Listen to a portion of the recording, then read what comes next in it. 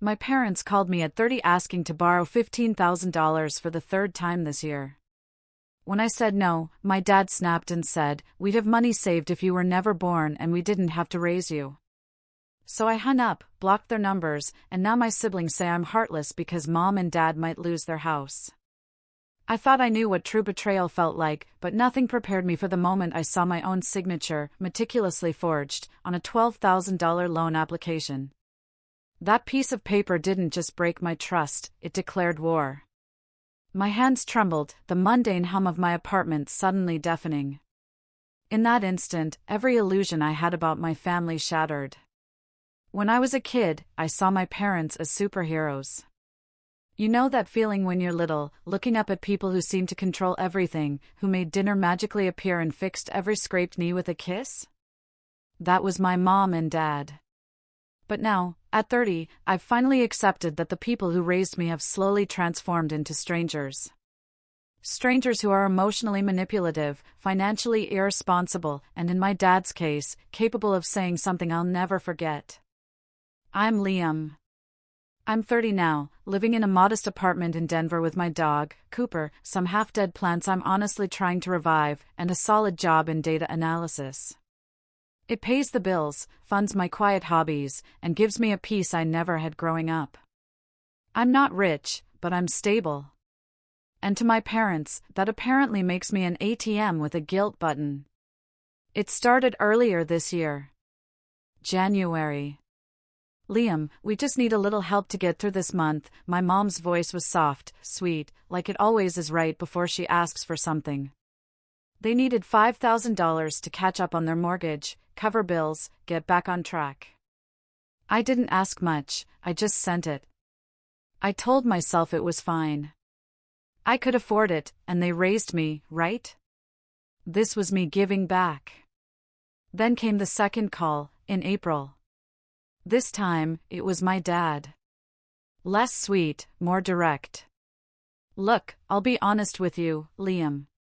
We're in a tough spot. Some investments didn't pan out, and the bank's threatening action. We just need $10,000. You'll get it back. I swear." I hesitated. 10 grand wasn't pocket change. But then I thought about my siblings. My younger sister, Chloe, still floating through her 20s like an endless gap year. And my brother, Noah, always between jobs but somehow always has a new gaming console. They weren't stepping up. They never did. It was always me. So I caved again. Wired them the money, told them it was the last time, and tried not to think about what they were doing with it. But in the back of my mind, something started to crack. A whisper, this isn't helping them. It's enabling them. Then came the third call. Just last week. I'd just finished walking Cooper, my overly dramatic beagle who insists on sniffing the same 3 bushes for 20 minutes every night. I was back on the couch heating up leftovers when my phone buzzed. Mom's name. I let it go to voicemail. 5 minutes later, it rang again. Dad. "Hey," I answered, stirring my pasta in the microwave. "Liam," he said, no preamble. "We need 15 grand. I froze. No, how are you? No lead in. Just straight to the point. 15,000? I repeated, stunned. For what? The house, he said. The bank's pushing hard.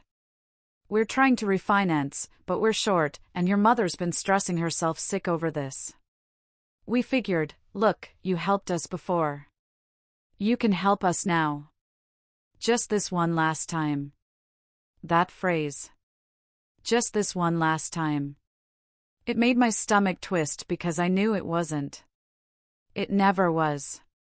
"I'm sorry," I said quietly, steadying my voice. "I can't. I've already helped twice this year. I told you last time it was the last time. I have to take care of my own life, too." The silence on the other end wasn't just awkward. It was heavy, ominous. And then my dad snapped. You know, he said, his voice rising in a way that made me instinctively pull the phone from my ear, we'd actually have money saved if you were never born and we didn't have to raise you. It hit me like a physical slap. My breath caught. I didn't even respond. I just hung up, blocked his number. Then Mom's. Then Chloe's, who texted me 30 seconds later, please just talk to him.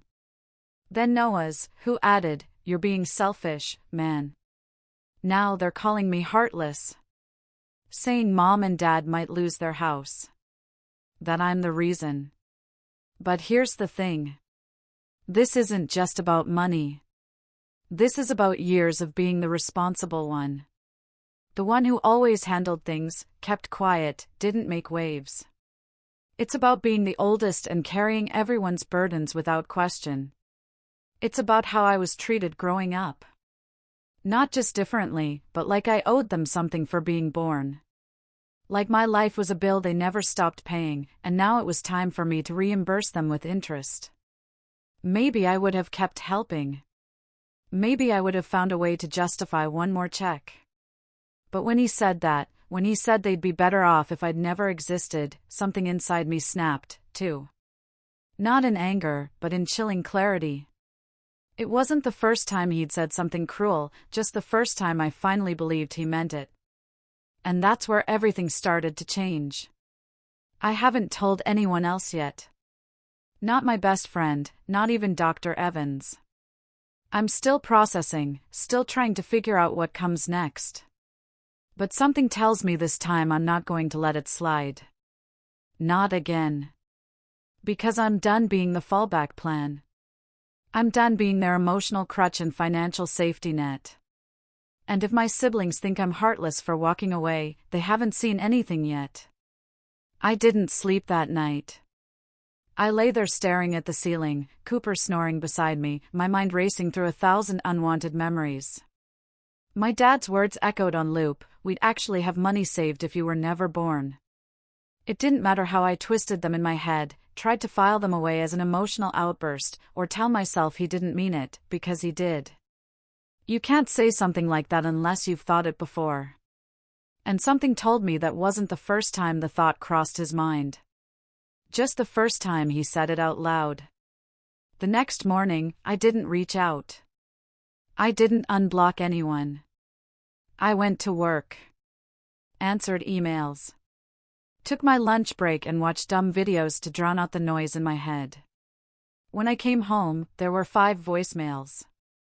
2 from Chloe, 1 from Noah, and 2 from a number I didn't recognize, but immediately knew was either my mom borrowing a friend's phone or my dad using his work line. I didn't listen to them, but I did open my email. There, sitting in my inbox like a digital grenade, was a message titled, "We need to talk, Liam." It was from my mother. Against my better judgment, I opened it. Liam, I don't know what your father said on the phone, but I'm sure it came out wrong. He's under a lot of pressure, and sometimes he says things he doesn't mean. Please understand that we're not trying to hurt you. We're just in a very difficult position. The house means everything to us. We raised you kids there. Every holiday, every memory, it all happened inside those walls.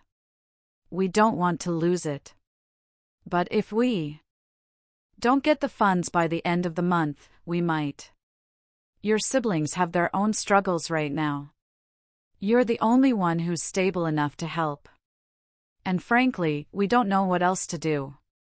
Please call me back. I miss you. Love, Mom. I read it 3 times. Not once did she apologize. Not once did she acknowledge what my dad really said. Not once did she ask how I was doing. It was a carefully worded guilt trip. I could practically hear her rehearsing each line before typing it. It wasn't a message from a mother to her son. It was a plea from someone who saw me as their last resort, their golden goose. I didn't reply. That weekend, I got a knock on my door.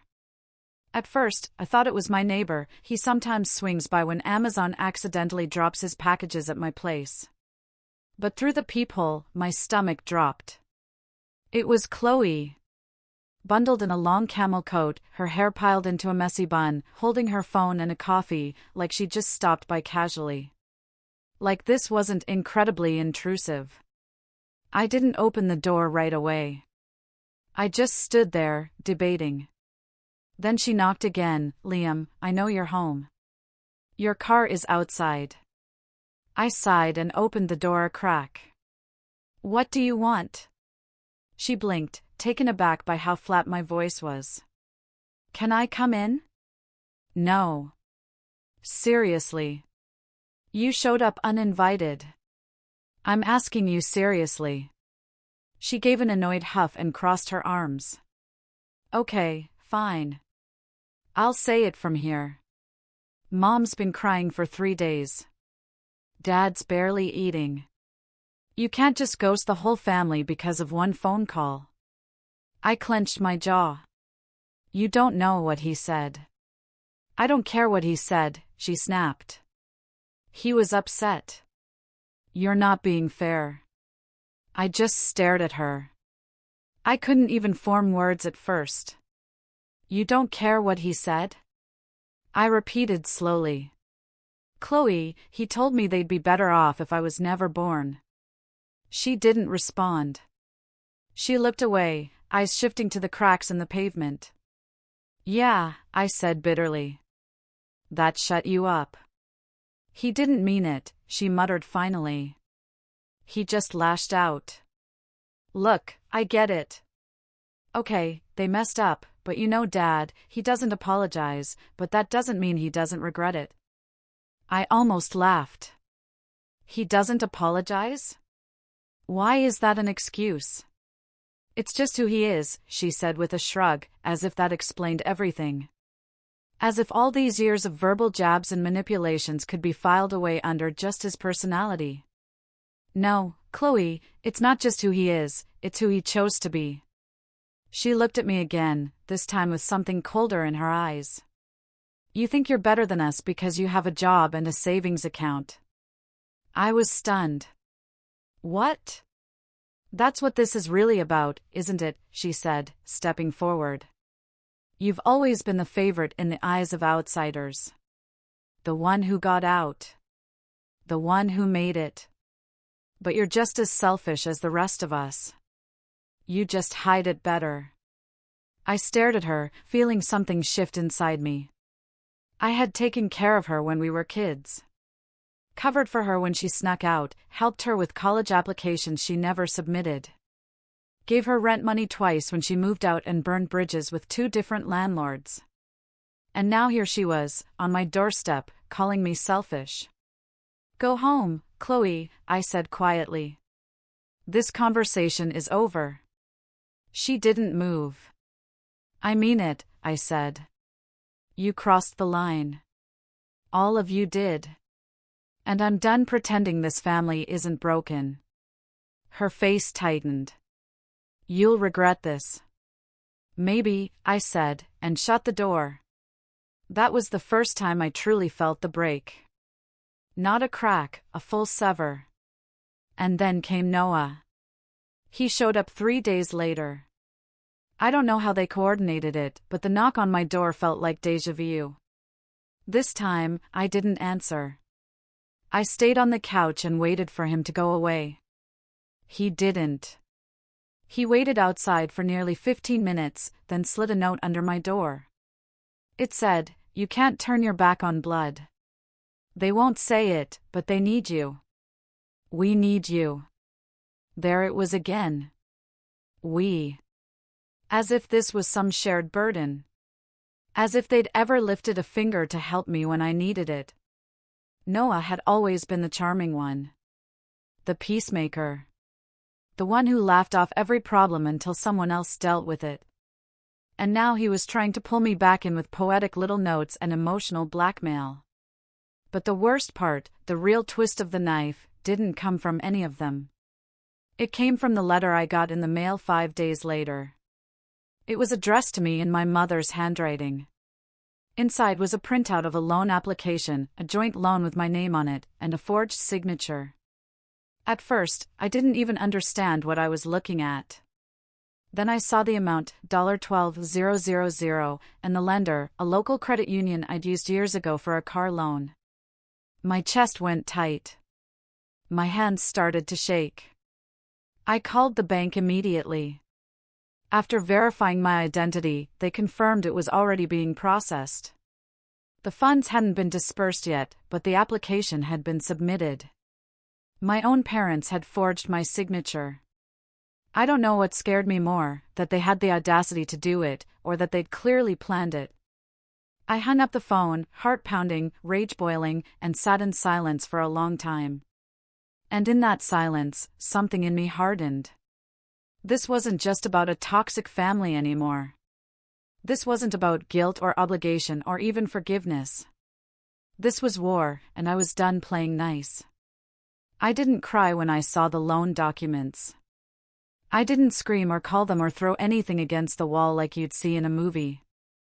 I just sat there, the papers shaking in my hand, my stomach in knots, and I went completely still. The kind of stillness that comes when a part of you shuts down. A quiet implosion. I called the credit union first, then the fraud department. I filed a report, explained that the signature was forged, that I had never agreed to the loan. I was put on hold multiple times, transferred between departments. I had to fax over copies of my driver's license and old signatures. I had to write a statement explaining everything. And when the woman on the other end of the line finally said, "Okay, we'll halt the processing," I felt a brief, fleeting sense of relief until she added, "We'll also have to investigate the origin of the application. If the names you gave match our records and someone used your identity, this could become a legal matter. Are you prepared for that?" Prepared? I wasn't even sure how to breathe, I said. Yes. What else could I say? After I hung up, I sat in my kitchen for hours. Cooper curled up at my feet, sensing something was wrong, but not understanding what. I looked around at the life I'd built, modest, stable, mine, and felt it wobble like it was on glass legs. Not because of the money, but because it was the last straw. How do you come back from that? My parents had always been manipulative. They twisted guilt into an art form. But forging my signature for a $12,000 loan? That wasn't just desperation. That was betrayal on a level I didn't know they were capable of. And suddenly, everything from my childhood looked different. I remembered the times my allowance went missing, only for Mom to say I must have spent it and forgot. The savings bonds from my grandparents that disappeared mysteriously when I turned 18. The way my college fund dried up during my junior year, even though I had been told for years it was there and growing. Back then, I had blamed bad investments, like they said. But now I wasn't so sure. The fall didn't happen all at once. It never does. It came in waves. I stopped sleeping well. I started skipping meals without realizing it. My work started to suffer. I'd be in the middle of writing a report and suddenly find myself staring at the screen, not remembering what I was even doing. My boss pulled me aside after a week and asked if everything was okay. I lied and said I was dealing with some health issues. He nodded with concern and told me to take whatever time I needed. So, I took a few days off, not to rest, but to clean up. I made copies of every message, every email, every document. I opened a secure folder on my computer. I password-locked my online banking and set up alerts for every transaction. I even spoke to a lawyer, an old college friend who specialized in family and financial disputes. I didn't tell him everything, just enough. He told me what steps to take, how to protect myself, what documentation to save in case this escalates. That phrase chilled me, in case this escalates. As if we weren't already on a cliff's edge. But through all of that, I didn't talk to anyone about it, not even my closest friends. I didn't want pity. I didn't want to answer the inevitable question, are you going to forgive them?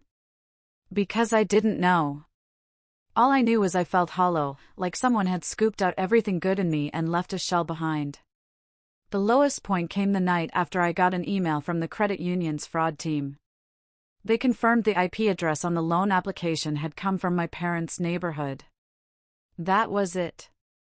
The confirmation I didn't want, but already knew. No more room for denial. I went for a drive that night. It was cold, rainy. Cooper curled in the passenger seat while I drove aimlessly through Denver's side streets, the city lights bleeding through the windshield. I pulled over near the waterfront, shut off the engine, and just sat there.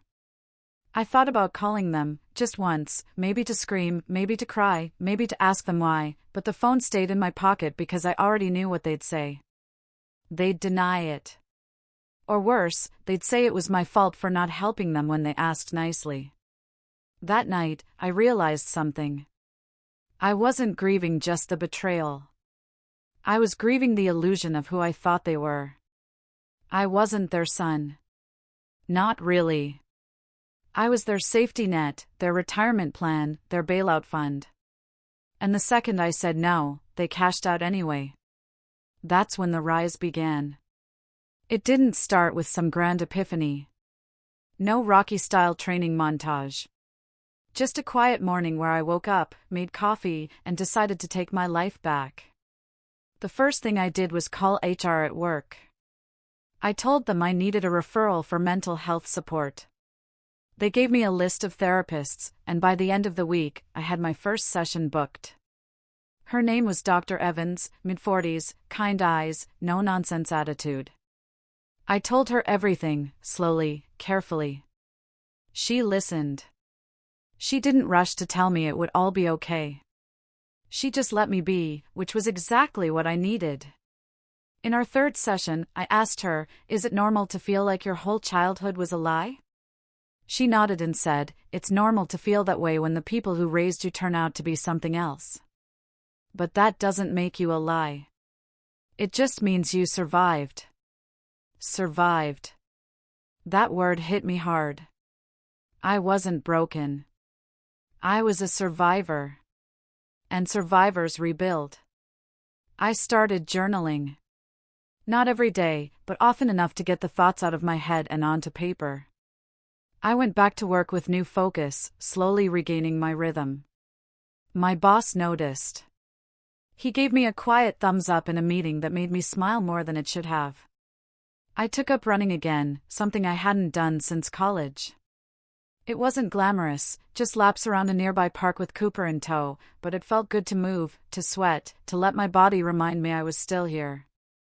I also started setting boundaries in ways I never had before. I blocked any number I didn't recognize. I told mutual family friends when they called or messaged that I wasn't discussing the situation. If they pushed, I ended the conversation. I didn't need anyone's approval or permission to protect my peace. But the most important shift happened quietly, in the way I started thinking about myself. For the first time in years, I stopped defining my worth by how helpful I was, by how much I could give. I started asking what I wanted, what I needed, and I realized I wanted more. More joy, more space, more distance from the wreckage of my family's dysfunction. So, I started planning. I made a list. Things I'd been putting off because I was always waiting for the right time or saving just in case. Travel, classes, even small things like upgrading my furniture or trying new recipes. I bought a new mattress, booked a weekend trip to Portland, signed up for a pottery class at a local art studio just because it sounded fun. None of it was extravagant, but it was mine. Every choice, every dollar spent, it was for me, not for someone else's emergency, not for someone else's guilt trip. And each one felt like reclaiming a little piece of my identity. And slowly, very slowly, I started feeling like myself again. Until one day, a letter arrived. Not an email, not a call, a physical letter, handwritten, no return address. I almost didn't open it, but curiosity won. Inside was a single page. "Liam, I don't expect you to forgive me. But I need you to know that your mother didn't know about the loan. That was me. She didn't want me to do it. We fought. She cried. I did it anyway. I know you probably hate me now. I deserve that. But I need you to understand. I wasn't trying to hurt you. I just didn't see another way. We're losing everything. Dad. That was it. No apology, no promise to fix it. Just an explanation that shifted the blame and begged for pity. But instead of rage, all I felt was nothing. Not coldness, not even resentment, just the confirmation of something I'd already known. He wasn't sorry. He was desperate. And desperate people don't change unless they're forced to. Which meant if I wanted closure, peace, or even just distance, I'd have to make it happen myself. And I would, because I wasn't that scared little kid anymore. I wasn't the responsible one or the fallback plan. I was done surviving. It was time to take control. It took me a week to decide what to do with the letter. I read it twice the first day, folded it neatly, tucked it in the back of a drawer I rarely opened, not because I wanted to keep it, but because something told me I might need it later. And when you're dealing with people like my father, you learn quickly that everything is evidence, even his pathetic attempt at a confession. Dr. Evans, my therapist, asked me what I wanted to do next. Honestly, I told her, I want to disappear. I want to walk away from all of it and never look back. She nodded. Then why haven't you? I hesitated. Because the truth was, a part of me wanted to disappear, but a bigger part wanted them to watch me disappear. I wanted them to feel it. I wanted them to sit in the house they almost lost, surrounded by unpaid bills and failed schemes, and finally understand that the person they always assumed would catch them was gone. Not angry, not yelling, just done. But more than that, I wanted them to answer for what they did. Not just to me, but to the version of me that wasted decades trying to earn love that was conditional. The kid who believed that if he gave enough, been enough, stayed quiet enough, he'd be enough. So, I stopped thinking about forgiveness and I started planning revenge. Not the dramatic, movie-style kind. I wasn't going to key their car or burn bridges on social media. That wasn't me. I was going to take back what they stole and then some. But first, I needed to understand exactly what I was dealing with. I started with their house, the one they were so desperate to save. It took some digging, but public records are public for a reason. After a few hours scouring county tax records and mortgage filings, I found it. The deed, the lien history, and the most recent refinancing attempt.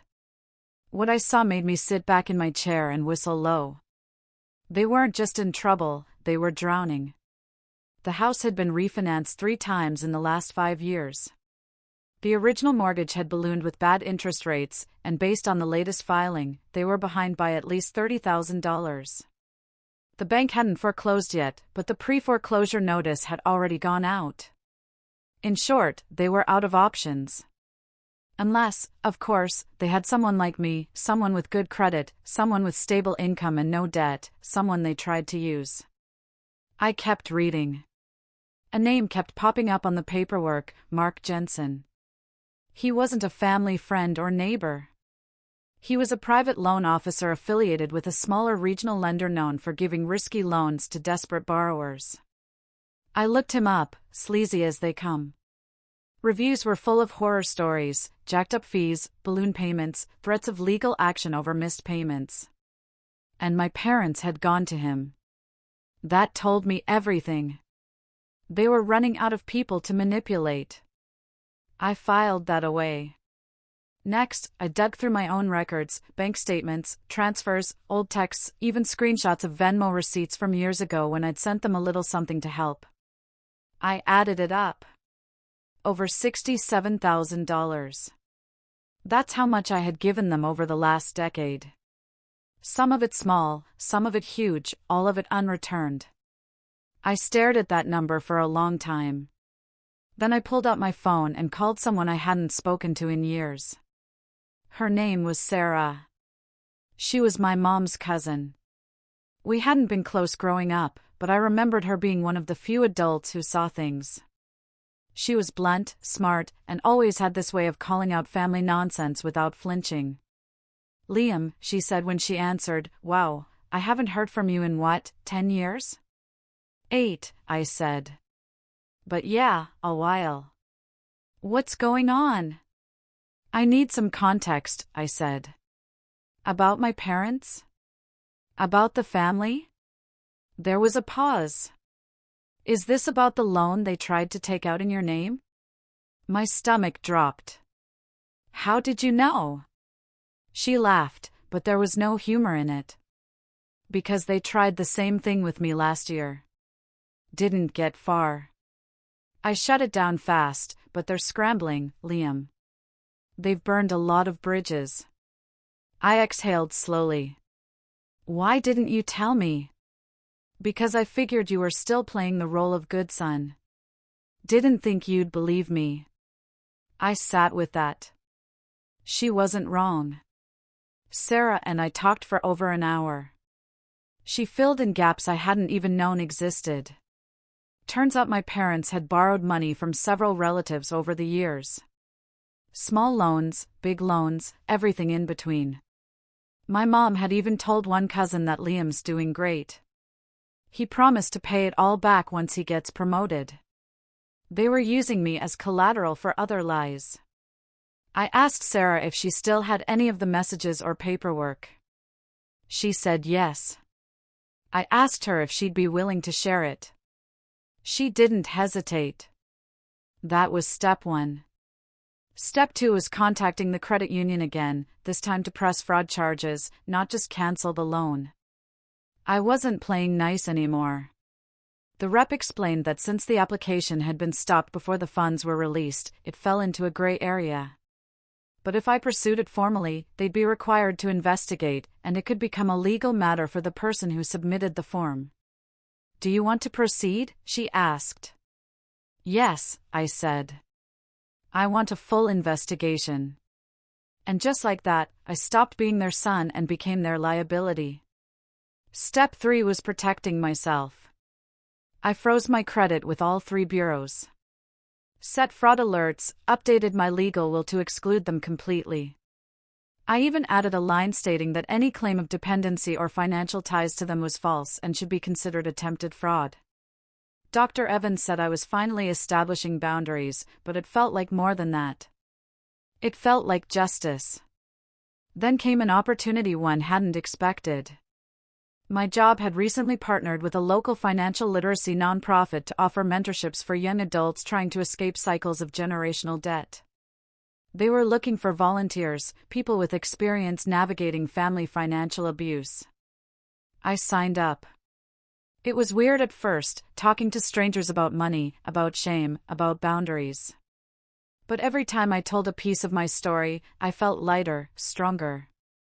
And every time someone nodded and said, "That's exactly what I'm going through," I realized I wasn't alone. For the first time in years, I felt like I had power. Not over them, over myself. But the real setup, the move that would shift everything, came when I discovered something buried in an old shoebox at the back of my closet. It was a copy of the deed to a small plot of land in Montana. My grandfather's, left to me when he passed, but never developed. I had completely forgotten about it. I called a real estate agent friend, asked him to assess it. He called back a week later. "It's nothing fancy," he said. "But with the zoning changes this year, you could flip it to a developer for 6 figures, maybe more." 6 figures. I stared at the deed. My parents didn't even know I still had it. They probably assumed it had been sold or was worthless, but it wasn't. And suddenly, an idea formed. An idea that would give me closure, leverage, and one last message they'd never forget. I wasn't going to yell. I wasn't going to fight. I was going to build something from the wreckage and then show them what they lost. But first, I needed to make sure the pieces were in place. The fraud case was moving forward. Sarah had emailed me every document she had. The financial mentorship program wanted me to speak at an event, and the land deal, that was shaping up to be bigger than I imagined. I started drawing up plans, not out of spite, but out of clarity. Because they took everything they could from me. Now it was time I gave them something back. Not money, not forgiveness, but the cold, undeniable truth. They burned the bridge. And I was building a new road with their names carved into the concrete as a warning. It was quiet the morning everything fell into place. I made coffee like I always did, black, strong, 2 sugars. Cooper sat by the window watching birds he'd never catch. The sky outside was gray, soft with fog, and I remember thinking it felt like the right kind of weather for what I was about to do. Not dramatic, not loud, just inevitable. Revenge doesn't always come with a bang. Sometimes it arrives dressed in silence and paperwork, disguised as professionalism. By that point, the fraud case was officially opened. The credit union's investigation had wrapped. My father was flagged for identity theft. They confirmed the IP match, the timing, the forged signature, and even a phone call he made to clarify details on my behalf. He had pretended to be me, used my name, my social security number. The email he listed on the application was an old Gmail I hadn't used in 5 years, probably pulled from an old form or bill I left at their house. He hadn't just crossed a line, he built a whole damn bridge over it and set fire to everything behind him. They informed me that since I pressed charges, the matter would be handed off to a local prosecutor. There was a possibility of restitution. Jail time was unlikely, first-time offender, nonviolent, but the charge would stick on his record unless he fought it in court and won. I didn't flinch. Let him try. But that wasn't the satisfying part. Not yet. That came when I sold the land. The Montana plot. The one my grandfather left me in a forgotten corner of his will, hidden beneath years of silence and legal dust. I hadn't thought about it in a decade, but it turned out the area around it had grown into a hot market for eco-retreat developers and tiny home communities. The buyer who reached out was a startup with a mission to turn abandoned plots into modern rustic escapes. They offered me $142,000 cash. I signed the papers the same day. And then I bought the house next to my parents'. No, not the house they lived in, the one next door. A slightly newer model, similar layout, better insulation. It had gone up for sale after the previous owner passed away, and the heirs wanted it off their hands quickly. The moment I saw it listed, I knew it was the perfect piece of the puzzle. I didn't buy it to move in. I bought it to watch. To remind them every day that I wasn't hiding. I wasn't struggling. I wasn't begging anyone for help. I was thriving. And I made sure they knew it. The first time I visited the property, I parked in front of their house just long enough for my mom to peek through the curtains. I waved. She didn't wave back. The second time, I brought a contractor. We stood on the lawn, pointing at the fence line, talking about landscaping, tree removal, and remodeling plans. My dad came out to take the trash and saw me. We locked eyes. He didn't say a word, just turned and walked back inside. By the time the third visit rolled around, I had a key and an idea. I installed security cameras that faced their driveway, not illegally, just enough to make them wonder. I had the siding redone, a new mailbox installed, and I had the contractor leave a for lease, contact Liam's sign in the window for 2 weeks. It was a fake number. No one would answer, but it sent a message. I'm not going anywhere, and I'm not yours anymore. Meanwhile, the family began to fracture. Sarah told me that once the fraud charges hit, the ripple effect was immediate. The extended relatives started pulling away. People who had quietly lent my parents money realized they weren't the only ones. The group chats dried up. Invitations stopped. And when the rumor of the criminal investigation reached the church committee my mom volunteered for, she was asked to take a break from leadership. Chloe reached out one last time. A long, emotional text full of half-baked apologies, blaming stress, economy, mental health, family pressure, and how hard things have been since Grandma passed. She didn't mention the loan. She didn't mention what my dad said. I didn't respond. Noah emailed, not to apologize, but to ask for advice on how to rebuild trust with people after things fall apart. I told him to start with honesty. He never replied. And my parents? They went silent. Utterly, completely silent. Until the foreclosure notice went up. Not on my property, on theirs. I saw it one morning, stapled to their front door. I had just pulled into the driveway next door to check the locks and update some paperwork. Cooper was in the back seat. I glanced over, saw the paper flapping slightly in the breeze, and just stared. It was official. The bank was reclaiming their home. They had 60 days to vacate. I didn't smile. I didn't feel joy, but I felt something I hadn't felt in a long, long time. Peace. They had every chance, every opportunity to turn things around. I had given them more than most children ever do. Forgiveness, patience, money, time. And still, they had chosen to betray me, manipulate me, and attempt to steal from me. They didn't need a lifeline. They needed consequences. In the final days before the eviction, my mom tried one last move. A letter.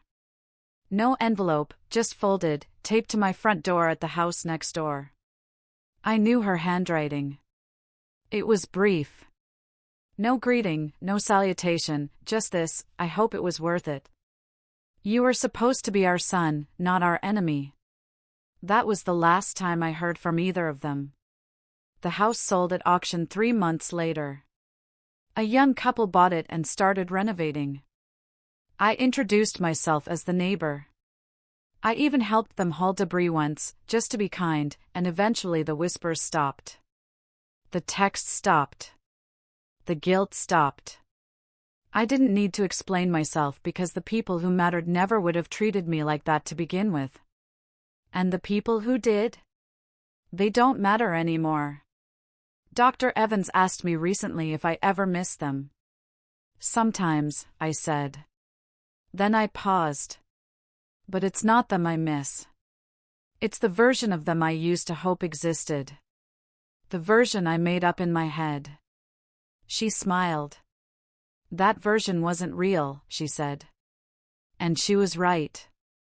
The real version burned a bridge I spent years trying to repair. So, I walked away and built a kingdom on the ashes. I wasn't the villain in their story. I was just the first one who stopped playing along. What would you have done if your own family crossed that line?